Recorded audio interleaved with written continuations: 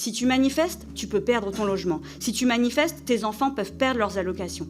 C'est une logique de régime autoritaire, ça, pas d'état de droit. J'ai eu honte pour vous en découvrant ce texte qui ne protège ni l'ordre public, ni la démocratie, mais qui prétend organiser la précarité comme peine pénale.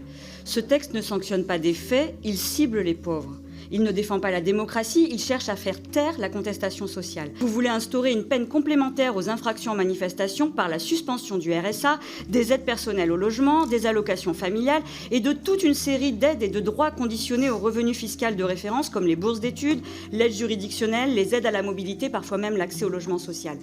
Et cela, y compris pour des infractions sans aucune violence, comme l'organisation d'une manifestation sans déclaration préalable ou le fait d'avoir dissimulé son visage en manifestation. Autrement dit, manifester deviendrait avec ce texte un risque social majeur, si, et seulement si, vous êtes bénéficiaire de ces aides et droits sociaux.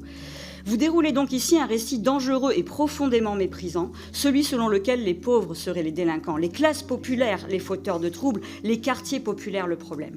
L'exposé des motifs suinte cette vision de classe au relent raciste, les casseurs, les jeunes des quartiers, la minorité violente, toujours les mêmes mots, toujours les mêmes cibles.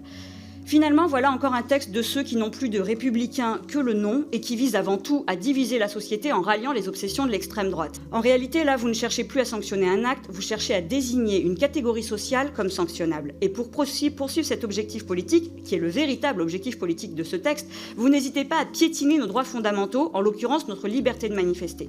Notre pays atteint le triste et honteux record de 15,4% de taux de pauvreté pendant que vos amis les plus riches se gavent et ne participent en rien à la solidarité nationale, car en visant les plus fragiles, vous ciblez ceux qui souffrent le plus de la politique macroniste et néolibérale. Les 25 000 ménages expulsés de leur logement en un an qui réjouissaient tant M. Kasbarian, les 78% d'étudiants qui ont déjà sacrifié une dépense essentielle comme le chauffage, l'alimentation ou les soins, tous ceux qui subissent les 500 plans de licenciement depuis 2023. Précariser les gens ne risque pas de réparer ni de prévenir d'éventuelles violences, bien au contraire. Et si vous vouliez vraiment agir pour prévenir les violences en manifestation, vous vous appuieriez sur les recommandations du Conseil de l'Europe, par exemple, qui dans un récent rapport sur les mobilisations sociales appelle à la désescalade, au dialogue, à la médiation, à des doctrines de maintien de l'ordre respectueuses des libertés.